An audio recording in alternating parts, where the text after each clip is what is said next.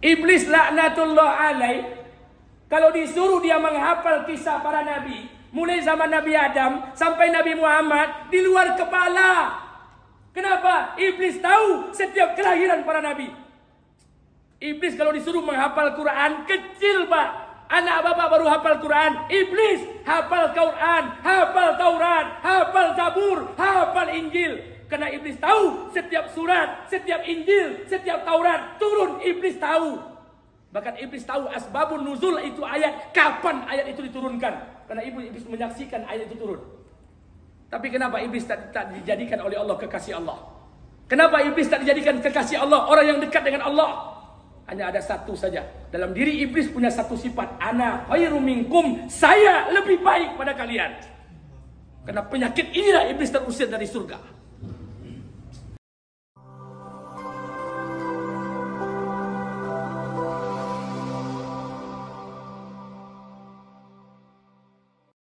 Bismillahirrahmanirrahim. Assalamualaikum warahmatullahi wabarakatuh.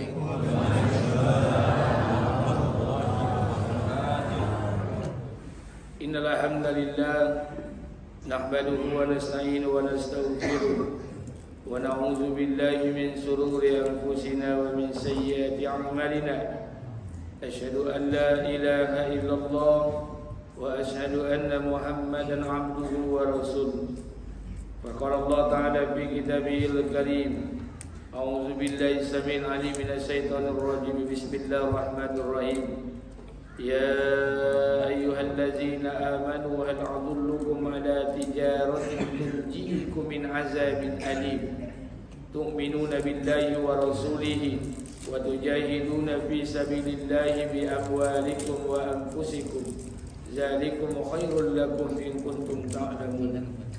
وقال النبي صلى الله عليه وسلم عن أبي هريرة رضي الله عنه النبي صلى الله عليه وسلم إذا عظمت أمة الدنيا نزعت منها خيمة الإسلام وإذا درجت الأمر بالمعروف ونهي عن المنكر حرمت بركة الوحي وإذا تسابت أمتي سكتت من عين الله. Rawil Hakim wa Tirmizi. Sadaqallahu azim wa sadaqallahu ala nabiyil karim. Syukur kepada Allah, bersalawat kepada Rasulullah. Pada hari ini Allah banyak berikan kita kemuliaan. Kemuliaan yang pertama, Allah berikan kita kesempatan untuk melaksanakan salat subuh berjamaah. Salat perintah Allah dan berjamaah sunnahul huda, sunnah Nabi Muhammad sallallahu alaihi wasallam.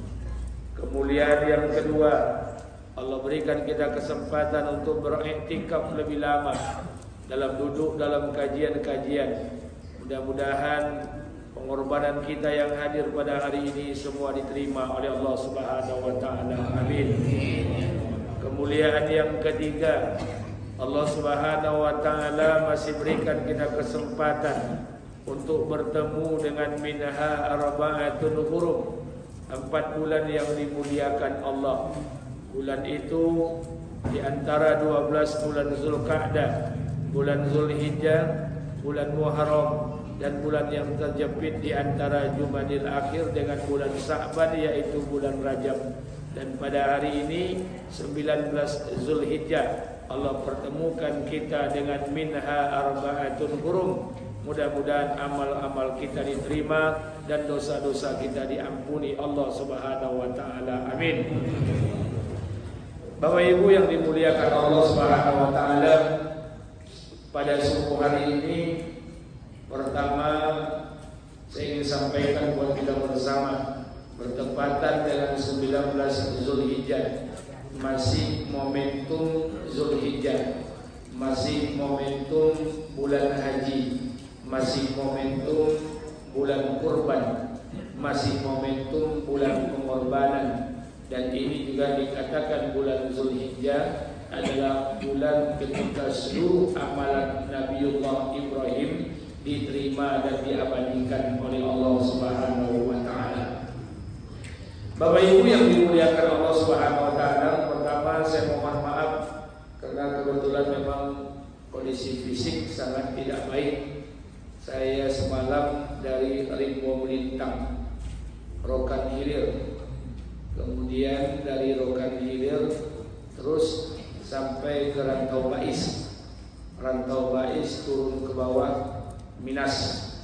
Dari Minas langsung ke Ujung Batu. Baru sampai di Ujung Batu tadi malam 2:30. Jadi istirahat sebentar, saya titip pesan sama Pak John, telepon saya jam 4.30. Karena nanti bisa-bisa saya ketiduran di hotel. Jadi alhamdulillah dari sini mungkin kami langsung berangkat, dan insya Allah nanti kalau tidak salah jam 3:30 ada acara di daerah penghidupan kebudayaan di Pantai Raja. Baik, Bapak Ibu yang dimuliakan Allah Subhanahu wa taala, mudah-mudahan ini berkah kita bersama. Sebelum kita mulai, mari sama-sama kita istighfar, mohon ampun kepada Allah. Semoga Allah hilangkan kita sifat ujub, takabur, rasa iri, dengki, sifat bohong, sombong dan munafik dalam kehidupan ini. Astagfirullahaladzim, allazi la ilaha illa huwal hayyul qayyum wa atubu ilaih. Bapak Ibu yang dimuliakan Allah Subhanahu wa taala, karena hari ini masih dalam 19 Zulhijjah, hari ini masih dalam bulan haji, dan setiap rombongan mulai bersiap-siap untuk pulang ke tanah air. Dan bulan Zulhijjah ini juga dikatakan bulan penuh pengorbanan. Kenapa dikatakan bulan penuh pengorbanan? Karena pada bulan Zulhijjah inilah kisah Nabi Ibrahim dibacakan, kisah Nabi Ibrahim diceritakan. Pagi hari ini kita akan ceritakan sedikit tentang kisah Nabi Ibrahim alaihissalam. Walaupun kisahnya ini Allah ceritakan panjang dalam Quran. Jadi Nabi yang paling panjang Allah ceritakan dalam Quran kisahnya, pertama Nabi Musa alaihissalam. Namanya disebut oleh Allah 136 kali dalam Quran. Kisahnya diceritakan Allah ke dalam 12 juz Al-Quran. Yang kedua Ibrahim alaihissalam, namanya disebut 69 kali dalam Quran. Kisahnya diceritakan Allah ke dalam 8 juz Al-Quran. Nabi Ibrahim alaihissalam adalah Nabi Allah. Kenapa dikatakan Nabi Allah dan Rasul Allah? Tidak ada satu Nabi yang turun ke muka bumi ini. 124.000 Nabi dan Rasul, 313 orang Rasul. Tidak ada satu pun Nabi Allah dan Rasul Allah yang diturunkan oleh Allah ke muka bumi ini, yang namanya disandingkan kepada Nabiullah Muhammad, yang namanya dan salawatnya disandingkan kepada salawat Nabi Muhammad SAW, kecuali hanya ada satu Nabi saja, Ibrahim alaihissalam. Asyhadu an la ilaha illallah wa asyhadu anna Muhammad Rasulullah. Allahumma salli ala Sayyidina Muhammad wa ala ali Muhammad kama sallaita ala Ibrahim wa ala ali Ibrahim. Ibrahim satu-satunya Nabi yang namanya ditumpangkan kepada nama Nabi Muhammad sallallahu alaihi wasallam. Ibrahim alaihissalam adalah Nabiullah, Rasul yang kedua dari ulul azmi setelah Nabi Nuh alaihissalam. Atau Ibrahim alaihissalam Nabi urutan ke-6 dari 25 Nabi dan Rasul. Ibrahim alaihissalam diutus oleh Allah, dilahirkan oleh Allah di kawasan Ur, Irak Selatan. Jadi Ibrahim ini diturunkan, dilahirkan di Irak Selatan, kawasan Ur, atau ada yang mengatakan Babilonia, ada yang menyebutnya Mesopotamia, ada yang menyebutnya wilayah Kanan, ada yang menyebutnya wilayah Damaskus. Maka diturunkanlah Ibrahim alaihissalam di sana. Dilahirkanlah Ibrahim alaihissalam. Ibrahim itu dalam bahasa Arab dibagi Abun Rahim. Tapi kalau dalam bahasa Ibrani dikatakan Ibrahim itu sang pengembara. Kenapa dikatakan sang pengembara? Karena Ibrahim itu kerjanya berjalan. Mulai dari Irak berjalan ke Misra, Mesir. Dari Mesir jalan ke Palestina. Dari Palestina jalan ke kota Mekah. Mekah Palestina diulang-ulang oleh Ibrahim selama 13 tahun. Makanya Ibrahim itu dalam bahasa Ibrani namanya sang pengembara. Sama dengan Allah memberikan nama Musa. Ketika kita bicara hal ataka hadits Musa, ketika kita bicarakan kisah Musa, Musa itu nama. Siapa yang memberikan nama Musa? Bukan ayah Musa, bukan ibu Musa. Yang memberikan nama Musa itu Fir'aun laknatullah alaih. Kenapa Fir'aun memberikan nama? Karena Musa itu bahasa Ibrani. Mu itu artinya air. Satu dinisbatkan kepada tempat ditemukannya. Makanya mu itu bahasa Ibrani artinya air, sa itu dinisbatkan kepada tempat ditemukan, namanya Musa. Jadi bahasa Ibrani ini Pak bahasanya pendek-pendek, mirip dengan bahasa Aceh. Jadi kalau ada orang Aceh itu bahasa Ibrani itu mirip-mirip dengan bahasa Aceh, pendek-pendek. Jangan-jangan orang kita Aceh dulu belajarnya dulu dengan rujukannya belajarnya bahasa Ibrani. Kenapa? Karena mirip-mirip. Kalau bahasa Ibrani, mu air, satu tempat dinisbatkan ditemukannya. Orang Aceh pun kan pendek-pendek juga namanya. Air, i, kelapa, u, air kelapa, i, u, pendek-pendek saja. Air, i, kucing, mi, kucing air, mi, i, pendek-pendek saja. Kalau tidak percaya, tanyalah orang Aceh. Jangan-jangan orang Aceh itu dulu nasabnya mengikuti bahasa Ibrani. Maka Ibrahim itu sang pengembara. Ibrahim alaihissalam diutus oleh Allah Subhanahu wa taala. Ibrahim ini dikatakan dalam Qasasul Anbiya yang dikarang oleh Al-Imam Ibnu Katsir bahwa Nabi Ibrahim ini adalah nabi yang syarat dengan pengorbanan. Kenapa saya katakan syarat dengan pengorbanan? Bukan Ibrahim sendiri saja. Kalau ibu bapak baca kisah nabi lain, maka nabi itu yang berkorban. Tapi Ibrahim bukan hanya Ibrahim, tapi satu keluarga Ibrahim melakukan pengorbanan.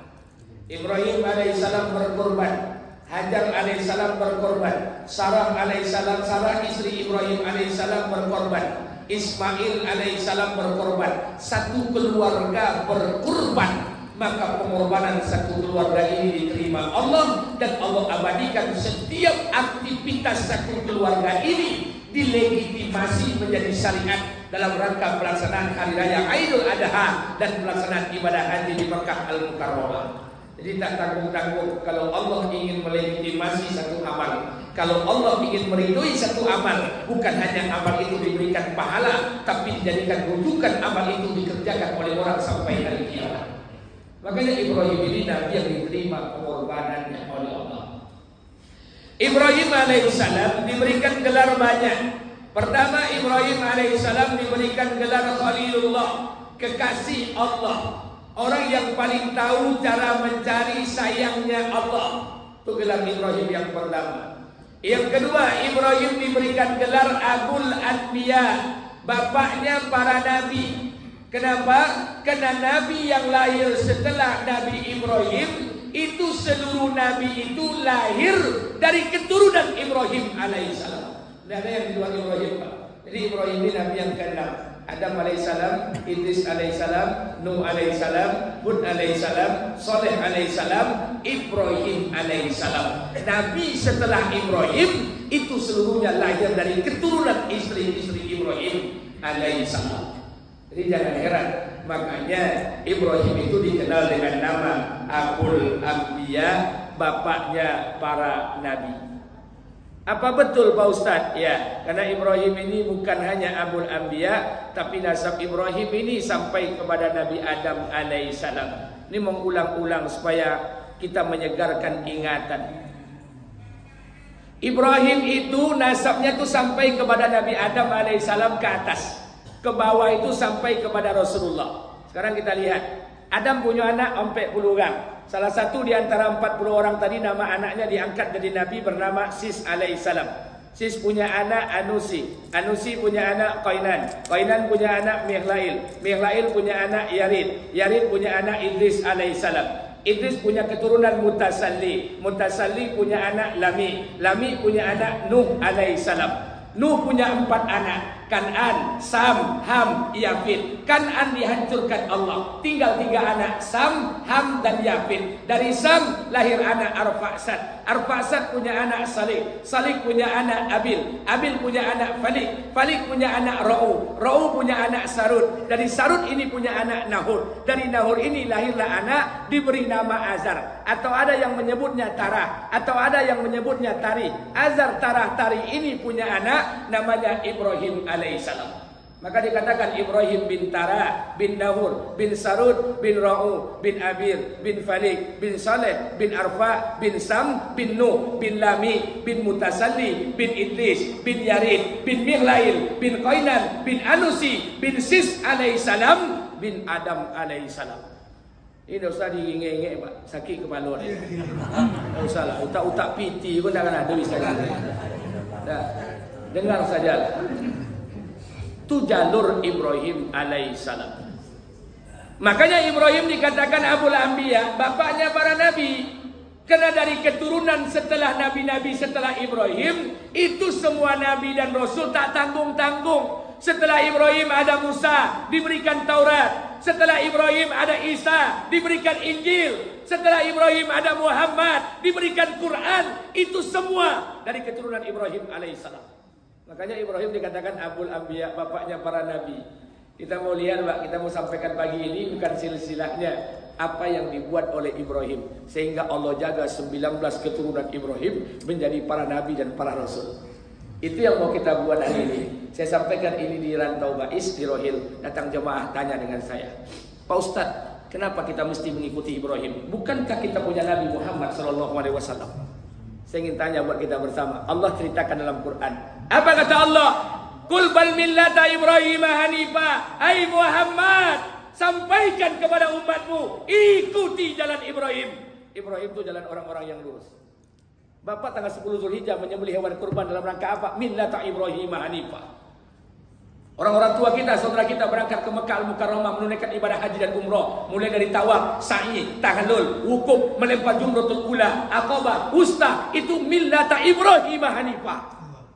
Saya ingin sampaikan buat kita bersama. Makanya kata ulama, kalau kita contoh amalan para nabi terdahulu, kita buat pada hari ini, maka pertolongan yang Allah turunkan kepada nabi terdahulu akan Allah akan berikan pertolongan pada hari ini. Maka oleh karena itu kita nak contoh apa yang dibuat oleh Ibrahim, sehingga Ibrahim ini 19 keturunan ini dijaga oleh Allah. Kalau 19 keturunan Ibrahim diangkat jadi nabi, keturunan kita tak mungkin diangkat jadi nabi, tapi minimal dijaga oleh Allah menjadi anak yang soleh dan soleha. Amin. Kita ingin lihat apa yang dibuat oleh Ibrahim alaihissalam. Ibrahim alaihissalam ni Abul Anbiya. Karena dari keturunan istri-istri Ibrahim ini lahir seluruhnya para nabi, para rasul, para nabi, para rasul, para nabi, para rasul. Bahkan dalam Qasasul Anbiya dikatakan sebagian besar dari keturunan Ibrahim alaihissalam diangkat dari nabi dan rasul. Jadi jangan heran Pak, Bu, maaf. Keturunan Ibrahim itu 19 ke bawah, semuanya diangkat jadi nabi dan rasul. Tak tanggung-tanggung. Ada nabi yang diberikan kitab suci, ada nabi yang diberikan suhuf, ada nabi yang diberikan Al-Quran, Taurat, ada nabi yang diberikan Zabur, ada nabi yang diberikan Injil. Tak tanggung-tanggung Allah berikan kepada Ibrahim alaihissalam. Apakah betul Pak Ustaz? Betul. Sekarang kita lihat. Bapak Ibu sebut saja nabi setelah Nabi Ibrahim alaihissalam. Sebut terserah nabi mana saja. Kita mau lihat, kita mau cross check, betulkah ini keturunan Ibrahim alaihissalam? Boleh ibu-ibu silakan sebut nabi setelah Ibrahim alaihissalam. Sebut saja. Ibu-ibu Pak. Sebut Bu. Ayub, siapa lagi? Sobwi je lah. Itu nabi je dah hafal, pandai lo minta surga Firdaus, nak bau tak awak. Sebut nama nabi setelah Ibrahim alaihissalam, sebut saja. Ayub, siapa lagi? Zulkifli, siapa lagi? Yahya, siapa lagi? Zakaria. Baik Pak, sebut nama nabi setelah Ibrahim alaihissalam. Yusuf, siapa lagi? Musa, siapa lagi?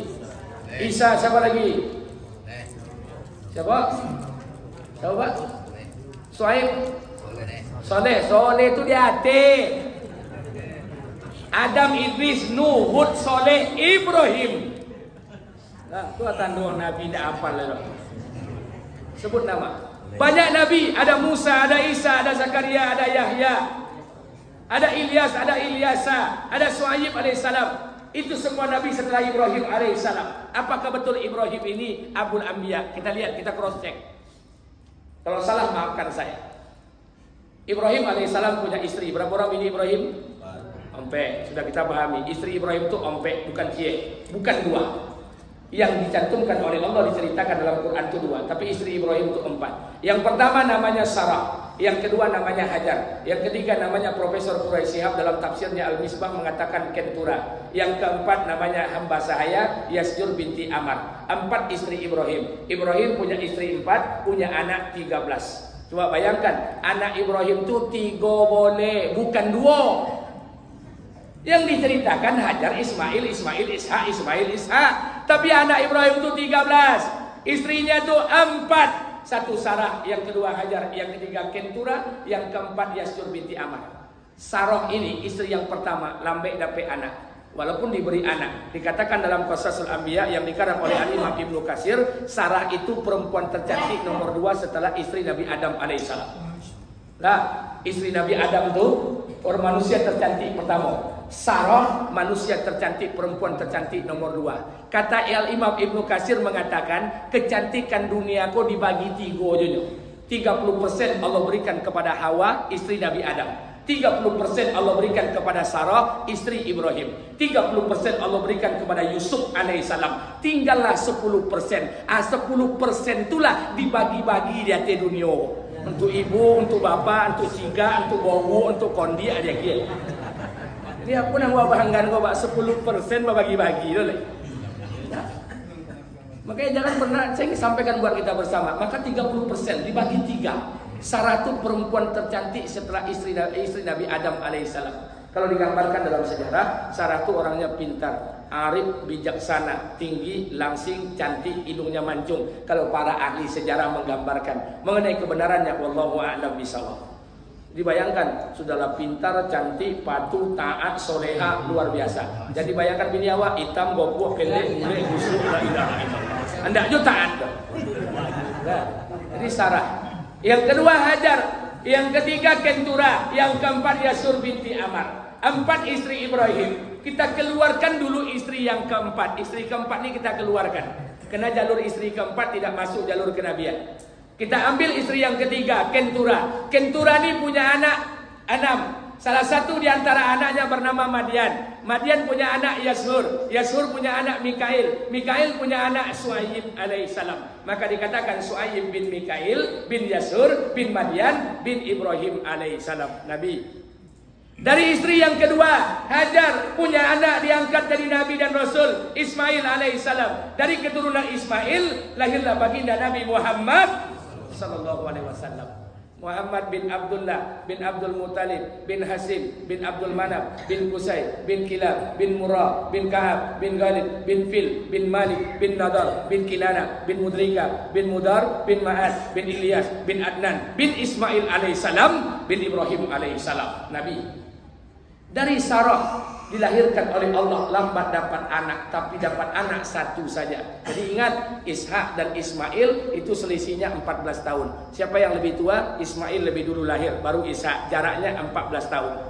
Dari Sarah lahir anak Nabi Ishak. Dari Ishak punya anak Nabi Yakub. Dari Yakub punya anak 12 orang. Maka dikatakan Bani Israel. Di antara 12 orang tadi, salah satunya diangkat dari Nabi dan Rasul, Yusuf alaihissalam. Yusuf punya anak Ibrahim, Ibrahim punya anak Sutlim, Sutlim punya anak Ahtub, Ahtub punya anak Ilyasa alaihissalam. Maka dikatakan Ilyasa bin Ahtub bin Sutlim bin Ibrahim bin Yakub bin Ishak bin Ibrahim alaihissalam. Saudaranya Yusuf namanya Benjamin, punya anak Abu Makta. Abu Makta punya anak Matta. Matta punya anak Yunus alaihissalam. Maka dikatakan Yunus bin Matta bin Abu Makta bin Benjamin bin Yakub bin Ishak bin Ibrahim alaihissalam. Saudaranya Benjamin namanya Lewi. Lewi punya anak Azar. Azar punya anak Muhid. Muhid punya anak Qohat. Qohat punya anak Imran. Dari Imran lahirlah Musa alaihissalam, Harun alaihissalam. Dari Harun lahirlah Ilyas alaihissalam. Maka dikatakan Ilyas bin Harun Musa bin Imran bin Qahat bin Muhid bin Lewi bin Azar bin Lewi bin Yakub bin Ishak bin Ibrahim alaihissalam. Dari saudaranya Lewi namanya Yahuda turun ke bawah. Yahuda punya anak Faris, Faris punya anak Asrun, Asrun punya anak Aminabad, Aminabad punya anak Buas, Buas punya anak Uwaibid, Uwaibid punya anak Salmon, Salmon punya anak Hasyun, Hasyun punya anak Buas. Dari Buas ini turun ke bawah lahirlah Daud alaihissalam, Sulaiman alaihissalam. Sulaiman menikah dengan Ratu Balkis, punya anak tunggal namanya Rahabaan atau disebut dengan nama Rahabeam. Rahabaan ini punya banyak anak, salah satunya Ainaman. Dari keturunan Ainaman lahirlah Zakaria alaihissalam, Yahya alaihissalam. Saudaranya Ainaman turun ke bawah, lahir Imran, lahir Maryam, lahir Isa alaihissalam. Maka dikatakan Ibrahim itu Abul Anbiya, bapaknya para nabi. Jadi mohon maaf, memang mereka diberikan nikmat oleh Allah. Kalau kita nih Pak, memang tidak masuk dalam daftar genealogi nasab Nabi, tidak masuk. Jadi jangan memaksakan diri jadi habaib. Kalau Habib memang Habib, kalau kita ini bukan habaib. Pak Ustadz, kami ini tidak percaya Ustadz, karena kami belum tahu nih Ustadz. Setelah kami pelajari nama kami, nama ayah kami, nama kakek-kakek kami tulis Ustadz. Gunanya nanti kita mau pelajari Ustadz. Jangan-jangan kakek-kakek kita dahulu masuk jalurnya dengan jalur para nabi. Saya sarankan tidak usah. Kenapa? Nanti ketemu dengan jalur Abu Lahab, stres. Ketemu dengan jalur Fir'aun, Pak, patah semangat kita. Tidak usah. Kita ini diciptakan Allah ketek-ketek, pendek-pendek, hitam kali, sembayang nak copet, syukur. Tidak usah memaksakan dari jalur para nabi. Karena tidak masuk kita, Pak. Karena jalur para nabi itu masuk dari putra Nabi Nuh, Sam. Makanya kalau punya anak, lagi nama Sam, Samsudin, Samsuri. Karena Sam itu jalur pintu para nabi. Nah, Samsurizal itu cantik. Tidak usah disebut. Baik, saya ingin sampaikan buat kita bersama. Apa yang dibuat Ibrahim alaihissalam sehingga Allah jaga 19 keturunannya. Nah, ini mau kita bahas. Sampai jam berapa nanti? Ya sampai jam berapa lah. Baik. Apa yang dibuat oleh Ibrahim alaihissalam sehingga Allah jaga keturunan Ibrahim itu 19 dijaga oleh Allah dari para nabi dan rasul. Bukan hanya dijaga, perbuatan satu keluarga Ibrahim Allah abadikan jadi ritual agama, pelaksanaan ibadah haji dan umrah. Coba bayangkan, tidak tanggung-tanggung Pak. Apa yang dibuat Ibrahim sehingga Allah ridho, Allah abadikan kegiatan satu keluarga ini menjadi ritual ibadah dalam Al-Quran. Satu, apa yang dibuat oleh Ibrahim? Satu, Ibrahim adalah laki-laki yang soleh, memiliki istri-istri yang soleha. Langkah yang pertama kata ulama, kalau kalian ingin mengikuti langkah Ibrahim, pastikan diri kalian menjadi laki-laki soleh dan pastikan istri kalian menjadi istri yang soleha. Jadi pastikan kita menjadi orang soleh dulu, dan pastikan juga istri kita menjadi wanita-wanita yang soleha. Karena tidak mungkin rasanya yang kita tidak soleh, istri tidak soleha akan melahirkan anak yang soleh dan soleha, itu tidak mungkin. Lut alaihissalam Nabi Allah, karena istrinya bermaksiat lahir anak yang bermaksiat. Nuh alaihissalam soleh, Nabi Allah, tapi istrinya bermaksiat, Allah lahirkan anak yang juga bermaksiat kepada Allah. Maka pastikan diri kita, diri saya pastikan saya ingin jadikan diri saya yang baik di hadapan Allah. Dan mohon maaf, saya ingin jadikan juga istri saya yang terbaik di hadapan Allah. Maka pulang ke rumah, kita dakwah GSSB ini bukan mendengarkan ceramah ustaz bagus-bagus. Saya berdakwah ingin saya jadi baik, bapak jadi baik, pulang ke rumah keluarga kita jadi baik. Dakwah kita ini bukan dakwah lilin, orang terang kemudian kita padam. Hari ini berapa tahun ya GSSB? Ada orang 7 tahun Pak? 7 tahun GSSB.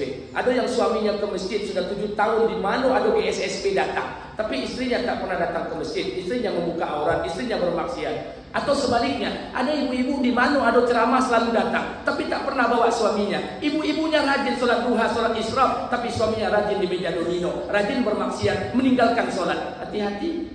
Saya ingin sampaikan buat kita bersama.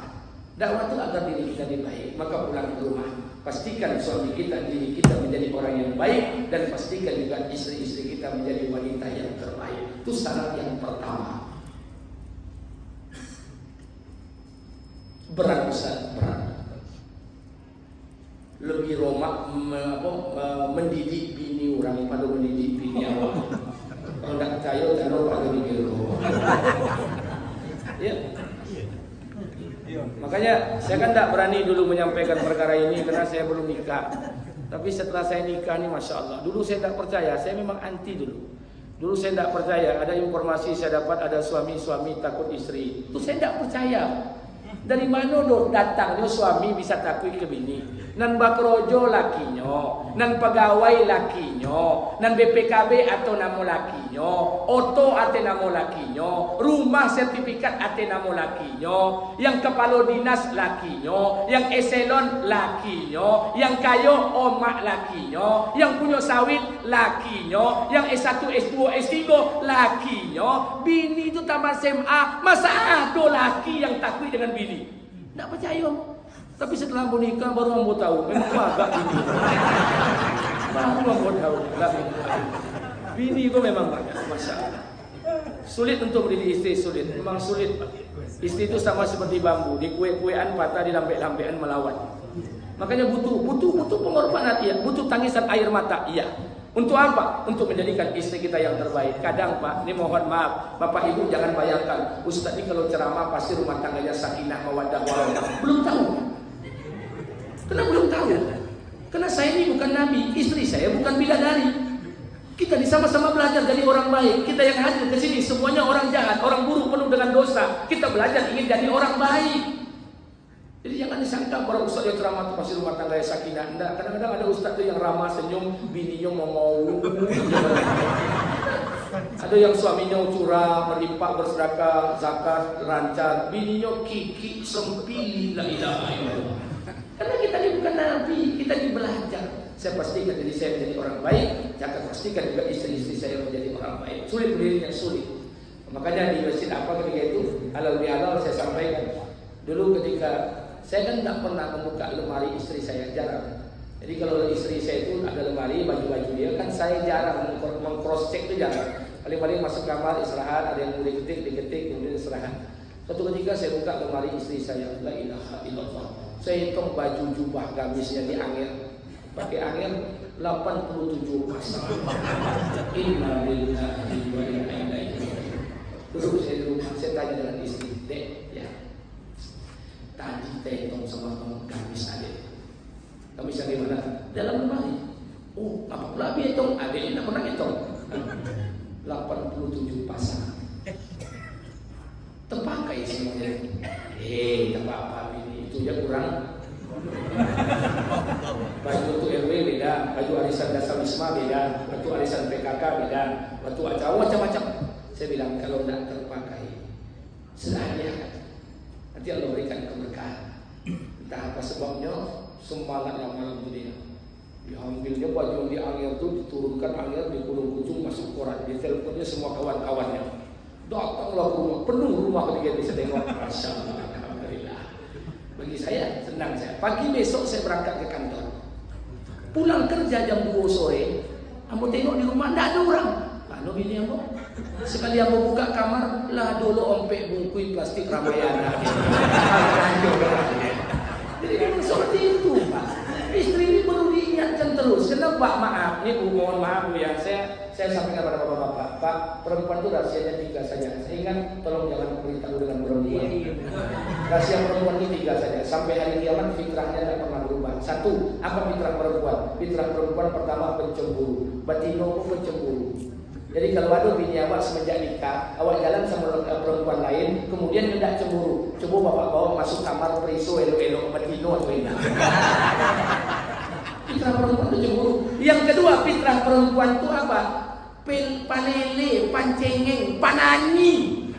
Kenapa? Karena laki-laki menyelesaikan masalah dengan otak, perempuan menyelesaikan masalah dengan perasaan. Ujung perasaan pasti air mata. Jadi kalau ada selama bapak nikah tak pernah melihat istri menangis, hati-hati Pak. Jangan-jangan dia bukan wanita sungguhan. Yang ketiga, apa sifat perempuan yang tak pernah berubah sampai kiamat? Konsumtif, pembelanjo. Dan itu tidak pernah akan berubah. Dan itu terjadi zaman Nabi. Nabi masuk ke rumah istrinya Aisyah, Hafsah. Kemudian Nabi keluar dalam keadaan bersedih dan menangis. Apa kata Abu Bakar? Ya Rasulullah, apa yang membuat engkau bersedih? Kata Nabi, salah seorang istriku meminta sesuatu yang tidak aku miliki. Kata Abu Bakar, siapa ya Rasulullah? Aisyah. Abu Bakar minta izin kepada Nabi, dia masuk ke rumah Nabi. Kemudian dia panggil Aisyah. Aisyah dia anaknya, putrinya. Apa kata Abu Bakar? Wahai Aisyah putriku, kalau kau minta lagi sesuatu yang tak dimiliki Nabi, aku penggal lehermu. Tak lama sudah itu datang Umar. Ya Rasulullah, apa yang membuat kau menangis? Kata Nabi, salah seorang istriku telah meminta sesuatu yang tak kumiliki. Siapa ya Rasulullah? Hafsah. Hafsah ini anak Umar. Masuk Umar ke dalam rumah Nabi. Dia panggil anaknya, wahai Hafsah, kalau kau minta lagi sesuatu yang tak dimiliki Nabi, aku potong lehermu.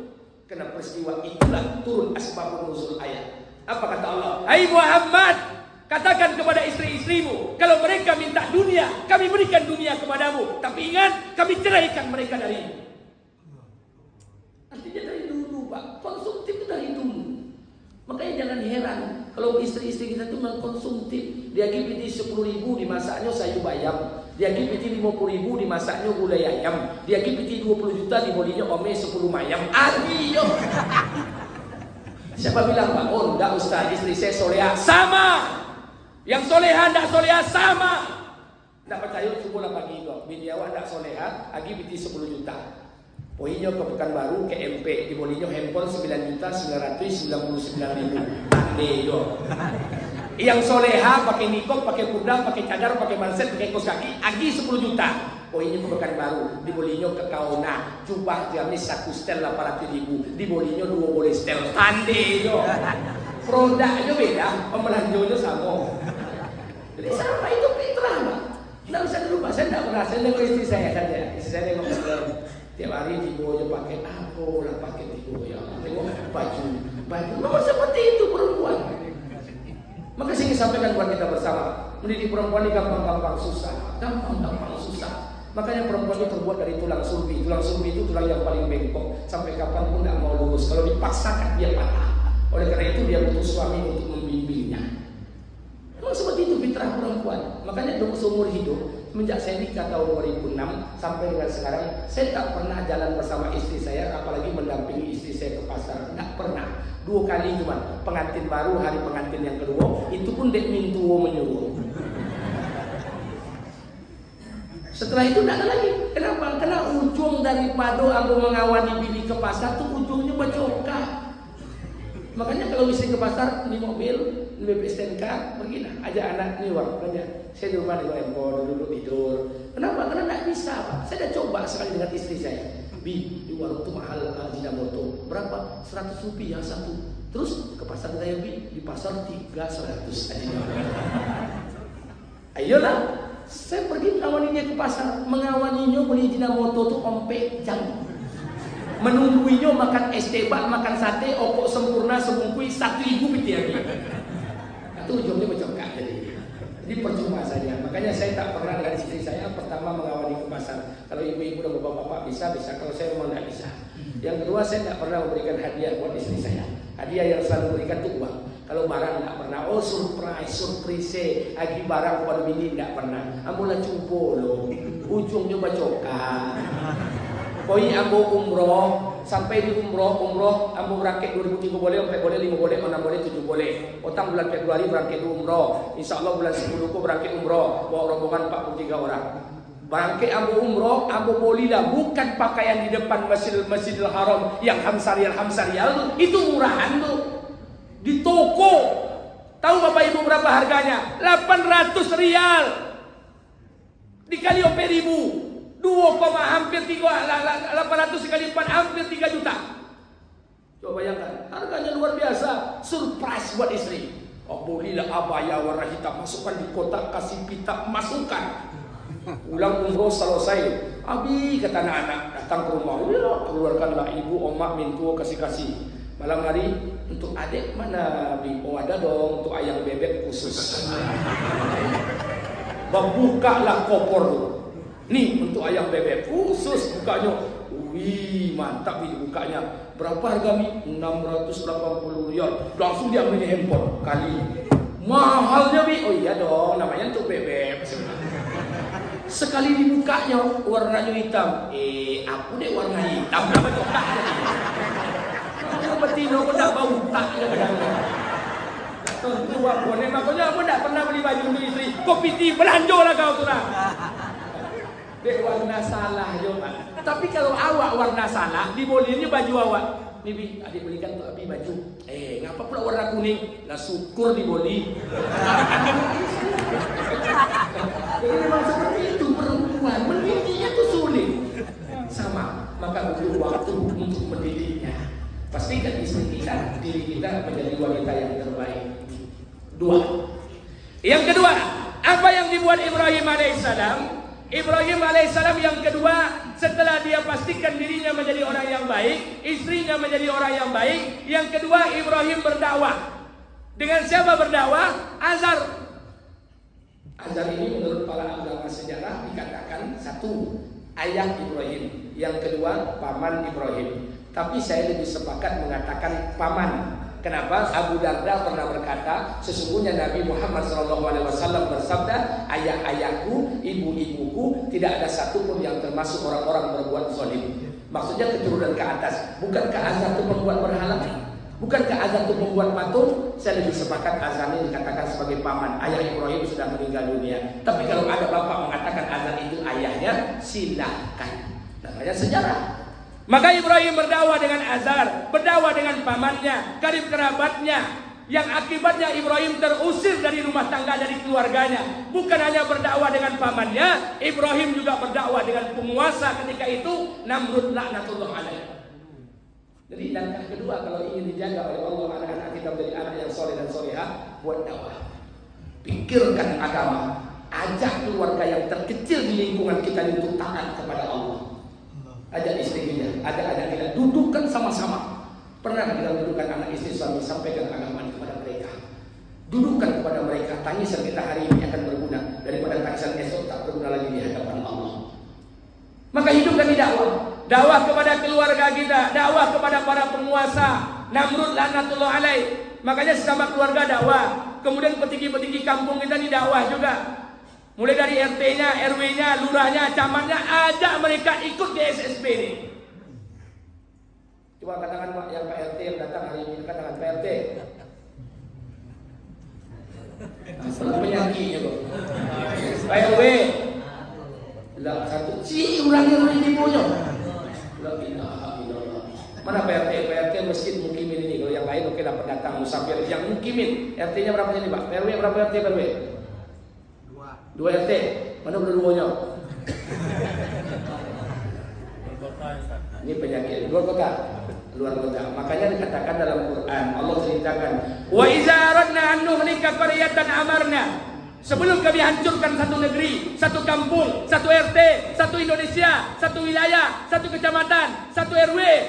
Wa iza aradna an nuhlika qaryatan amarna wa mutrafiha fa fasaku fiha fa haqqa 'alaiha al-qaul. Kami perintahkan orang kaya di negeri itu untuk taat kepada kami. Bukan hanya orang kaya, tokoh masyarakat, orang yang didahulukan selangkah, Pak RT-nya, Pak RW-nya, ketua BKMT-nya, ketua BSKM-nya, ketua pemudanya. Kami perintahkan untuk taat. Kalau mereka tidak mau taat, wa mutrafiha fa fasaku fiha fa haqqa 'alaiha al-qaul. Berlakulah hak kami atas mereka. Kami timpakan azab di negeri mereka. Jadi salah satu bencana datang ke negeri kita, kena RT-RT tidak ke masjid, pengundang bencana. Nah, sampaikan salam saya dengan Pak RT. Marah-marah bertumbuk jadinya. Ini harus diingatkan. Saya ingin sampaikan buat kita bersama, buat dakwah. Tapi perlu kita ingat, seluruh para nabi berdakwah. Mulai zaman Nabi Adam alaihissalam, ada yang berdakwah buat keluarganya, ada yang berdakwah buat kaumnya, Nuh alaihissalam. Ada yang berdakwah buat bangsanya Ibrahim alaihissalam. Ada yang berdakwah buat negaranya Musa alaihissalam, Daud alaihissalam, Sulaiman alaihissalam. Semua nabi berdakwah. Semua nabi berdakwah. Semua nabi berdakwah. Tapi maaf, Bapak Ibu boleh baca seluruh kisah para nabi. Tidak ada satupun dakwah para nabi yang menggunakan cacian dan makian. Tidak ada. Tunjukkan dengan saya dalil dakwah itu menghina dan mencaci. Tidak ada. Ibrahim alaihissalam berdakwah kepada Azar dengan lemah lembut. Wahai Azar, wahai ayah, wahai paman, apa yang kau buat itu? Apakah kau buat patung, kemudian kau menyembahnya? Kata Azar, aku membuatnya sama seperti nenek moyangku membuat dahulu.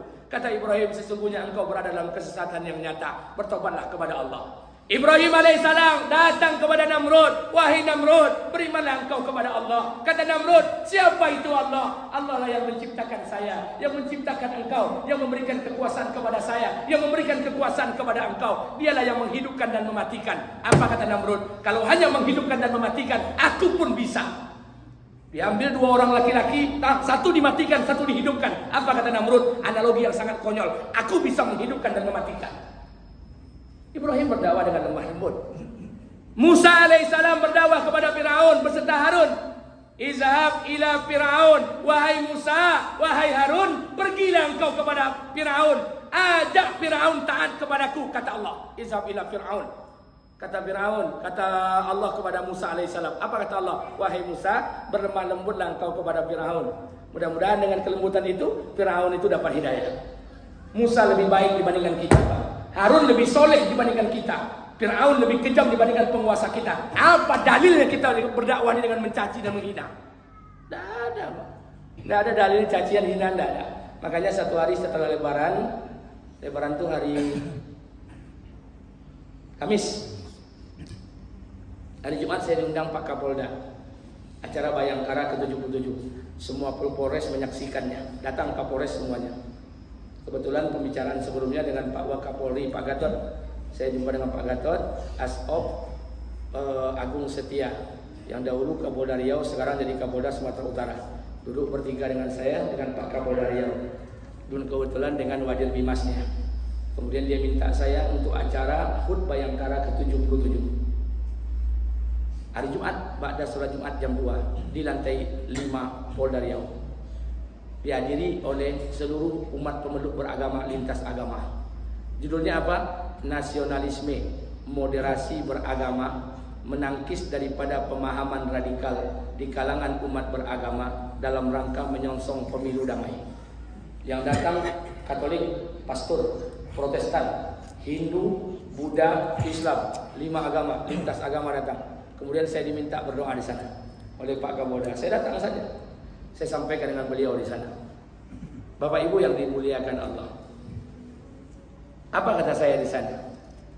Setiap agama bagi pemeluknya meyakini agama yang dianutnya, dan ini suatu hal kewajaran dan seharusnya. Orang Islam akan meyakini agamanya yang paling benar. Orang Kristen akan meyakini agamanya yang paling baik. Orang Hindu akan meyakini agamanya yang paling sempurna. Dan untuk mengembangkan agamanya, maka dia buat dakwah. Orang Islam punya misi dakwah. Orang Nasrani punya misi misionaris. Orang Hindu punya misi berdakwah.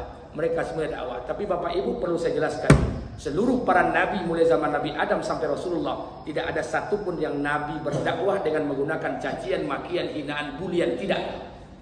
Semua nabi berdakwah dengan hikmah. Termasuk Rasulullah. Anittum harisun alaikum bil mu'mini raufur rahim. Nabi itu orang yang berlemah lembut. Tidak ada nabi yang berdakwah dengan kasar. Tidak ada nabi yang berdakwah dengan cacian, hinaan. Jadi apa dasar kita dakwah mencaci, menghina? Sampai-sampai kita hari ini WhatsApp group, di Instagram, kita berdakwah, tapi dakwah kita mencaci dan menghina. Saya sampaikan dengan Kapolda Riau, kepada bapak-bapak yang ada, termasuk Pak Joni Virgo, dan semua caleg yang hadir pada hari ini. Saya ingatkan, kita boleh berdakwah, dakwahlah. Tapi ingat, kita boleh berdakwah, boleh, tapi jangan mencaci, jangan menghina. Kalau ada di antara hari ini partai politik atau orang-orang yang membuat jargon-jargon pemecah belah umat, saya bilang sama Pak Kapolda, tangkap, saya bilang. Maaf, masuk di handphone saya, Pak. Satu orang dengan saya, Assalamualaikum Ustaz, Waalaikumsalam. Ustaz, jangan lupa kita rapatkan barisan 2024. Insya Allah pilih Anies masuk surga, pilih Ganjar masuk neraka. Ini siapa yang buat seperti ini, Pak? Anies dan Ganjar sudah penentu surga neraka. Lantas kalau pilih Prabowo masuk mana? Ini jargon-jargon pemecah belah umat nih, Pak. Saya ingin sampaikan buat kita bersama. Ini maaf, saya sampaikan juga. Teman saya berangkat umroh 3 bulan sebelum puasa. Ini 3 bulan sebelum puasa ya. Berangkat. Satu keluarga, suami, istri, anaknya 3 orang. Sampai di Mekah dia telepon saya. Assalamualaikum Ustaz, Waalaikumsalam. Ustaz, maaf ini telepon saya terakhir. Saya mungkin tak bisa nelpon Ustaz lagi. Nomor saya sudah saya matikan. Kenapa Pak? Saya bilang, insya Allah Ustaz, habis umroh ini kami tak pulang lagi ke Indonesia. Kenapa tak pulang? Maaf Ustaz, kami akan mukim di Mekah, Madinah ini dengan anak. Saya tanya, Bapak pakai visa apa? Kok bisa mukim? Saya bilang, maaf Ustaz, saya tidak bisa jawab, tapi saya mungkin mukim di sini Ustaz sama anak dan istri saya. Kenapa emang tinggal di Indonesia tidak bisa Pak? Apa katanya? Tidak nyaman saya tinggal di Indonesia Ustaz. Indonesia ini negeri tauhid, sistemnya sistem orang kafir, dipimpin oleh orang-orang kafir. Tidak nyaman saya Ustaz. Saya akan tinggal di Mekah Madinah. Dipikirnya Mekah Madinah itu aman. Abu Lahab, Abu Jahal besar di sana. Kalau ada orang Indonesia lahir di negeri ini, kemudian dia benci negeri mereka sendiri, siapa yang bertanggung jawab? Dakwah siapa ini? Sampai mereka membenci negeri mereka sendiri. Summa na'udzubillah. Kita lahir di negeri kita, Pak. Kita mencari nafkah di negeri ini, dan insya Allah kita akan wafat di negeri ini. Dakwah siapa ini Pak yang membenci negeri sendiri? La ilaha illallah. Saya ingin sampaikan buat kita bersama. Ini hati-hati karena 2024 ini kontestasi politik. Saya mau sampaikan kepada kita bersama. Ini ranah politik, kontestasi politik. Bapak kalau tidak jadi petarung di dalamnya akan jadi komoditi politik. Silakan. Ini dari politik-politik identitas, suku, agama, ras dan sebagainya. Kalau ingin bersaing, bersainglah program. Kalau masuk awak, iduan lampu awak, jadi matian lampu awak. Nggak usah kita saling hina-menghina Pak. Karena Nabi katakan, wa iza tasabat ummati sakatot min ainillah. Kalau kalian hina menghina, caci mencaci, saling buruk memburukan, sakatot min ainillah. Jatuh kalian dari pandangan Allah. Amal kalian tidak akan diterima. Doa kalian tidak akan diangkat. Apa bedanya kita dengan dia? Ini tidak ada lagi, berjuang dengan program saja. Mau pilih Anies boleh, mau pilih Ganjar boleh, mau pilih Prabowo no problem. Itu hak politik kita. Ini tidak perlu lagi berdebat. Ini kadang-kadang kita ini la ilaha illallah. Oh tidak bisa Ustaz. Kita ini harus bertauhid Ustaz. Milih Anies, milih Ganjar atau Prabowo. Ustaz ini tidak jelas. Selesai acara ceramah di Polda, masuk WA dari teman saya. Ustaz, dah mantap gini ya Ustaz, dia lah jadi orang Jokowi. La ilaha illallah. Begitu keadaan kita hari ini Pak. Maka saya katakan saya tahu resiko konsekuensi daripada sebuah dakwah. Saya ingin tahu, saya tahu saja. Maka saya ingatkan kepada kita bersama Bapak Ibu yang dimuliakan Allah. Kalau saya berdiri, Iblis laknatullah alaih, kalau disuruh dia menghafal kisah para nabi, mulai zaman Nabi Adam sampai Nabi Muhammad, di luar kepala. Kenapa? Iblis tahu setiap kelahiran para nabi. Iblis kalau disuruh menghafal Quran, kecil Pak. Anak bapak baru hafal Quran. Iblis hafal Quran, hafal Taurat, hafal Zabur, hafal Injil. Karena Iblis tahu setiap surat, setiap Injil, setiap Taurat turun, Iblis tahu. Bahkan Iblis tahu asbabun nuzul itu ayat, kapan ayat itu diturunkan. Karena Iblis menyaksikan ayat itu turun. Tapi kenapa Iblis tak dijadikan oleh Allah kekasih Allah? Kenapa Iblis tak dijadikan kekasih Allah, orang yang dekat dengan Allah? Hanya ada satu saja. Dalam diri Iblis punya satu sifat. Ana khairum minkum. Saya lebih baik pada kalian. Karena penyakit inilah Iblis terusir dari surga. Dan penyakit ini ada dalam diri kita hari ini. La ilaha illallah. Saya lebih baik. Penyakit orang bermaksiat jelas. Penyakit orang taat merasa paling baik. Merasa paling berkorban. Kalau tidak gara-gara dan GSSB kok makan duit dong. La ilaha illallah. Pak Jawan.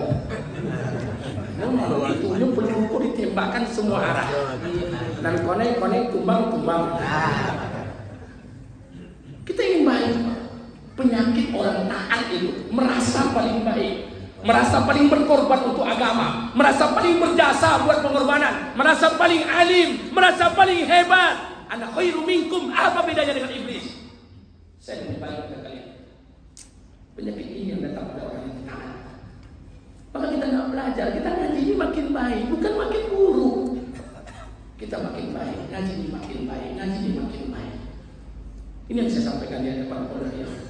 Ketika itu bersama seluruh pemeluk beragama, saya minta kepada kita bersama, demi Allah, semua telah diputuskan oleh Allah Subhanahu Wa Taala.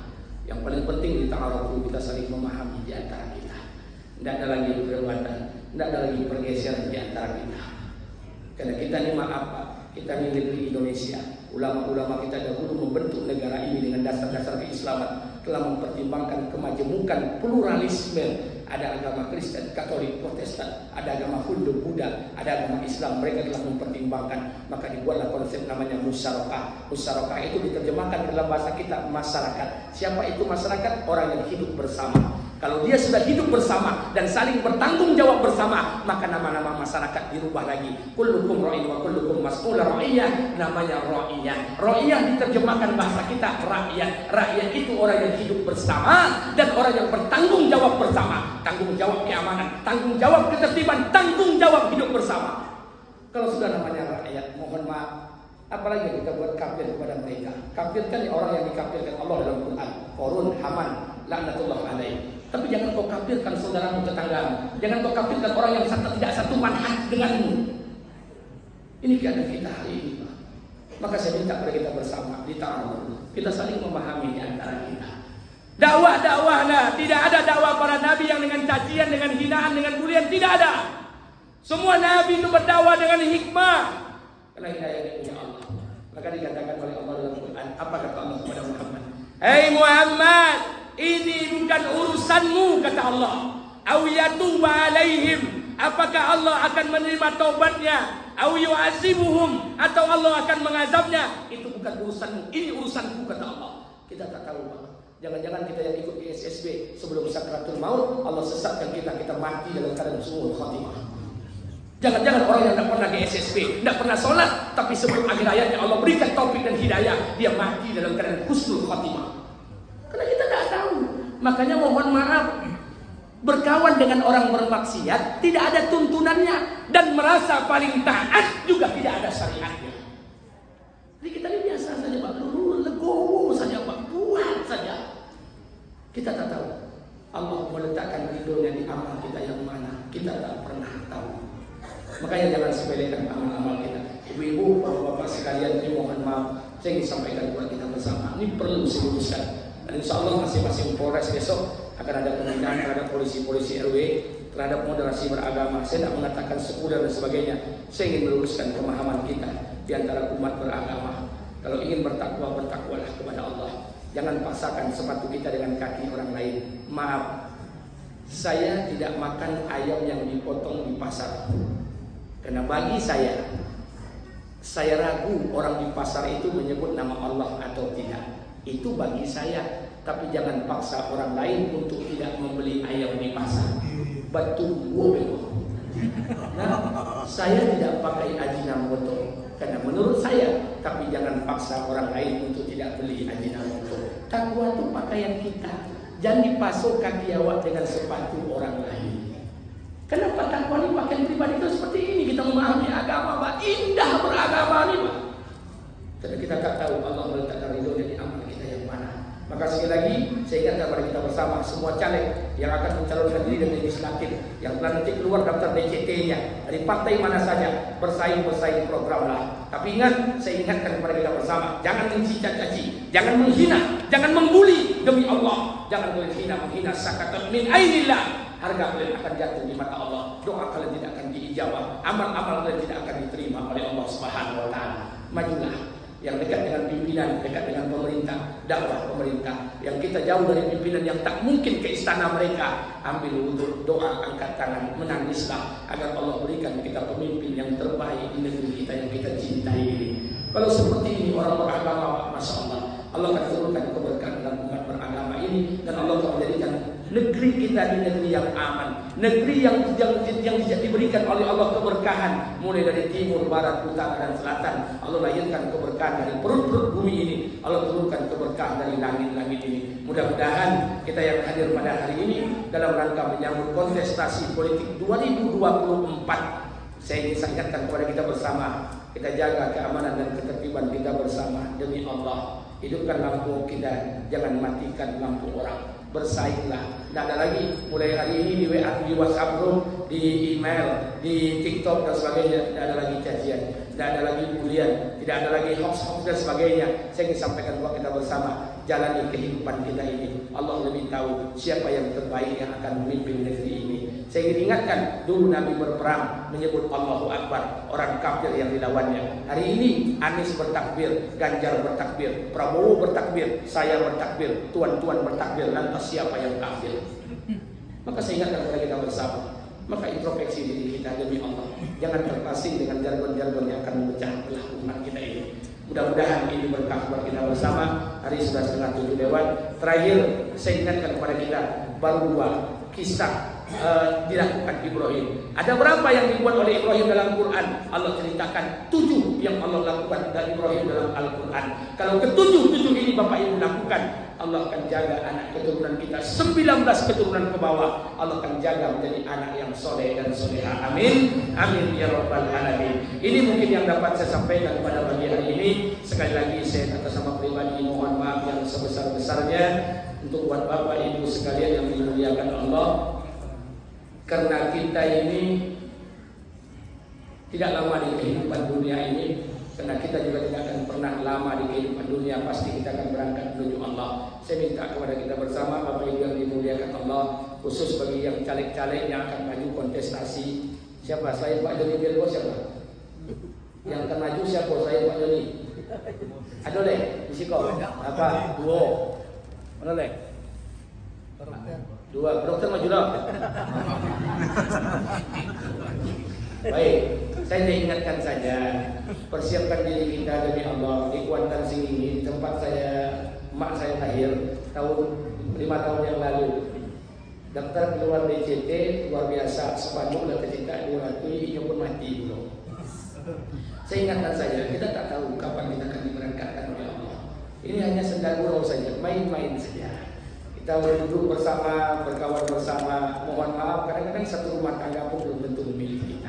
Dunia ini hanya la'ibun wa lahun, main-main saja. Jangan tertipu dengan kehidupan main-main ini. Maka oleh karena itu, Bapak Ibu yang dimuliakan Allah, ada orang berkata dengan saya, kita di orang Islam harus berpolitik. Betul, kita orang Islam harus berpolitik. Tapi apakah semua orang Islam harus ke parlemen? Tidak. Ada orang Islam yang sampai ke parlemen, ada orang Islam yang hanya sampai sajadah, tapi dia buat parlemen di hadapan Allah. Dia doa kepada Allah, dia sambungkan munajatnya di hadapan Allah. Jangan-jangan doa orang-orang seperti ini yang sampai kepada Allah dan diijabah oleh Allah. Allah jadikan negeri kita negeri yang terbaik. Allah lahirkan pemimpin kita pemimpin yang terbaik. Amin.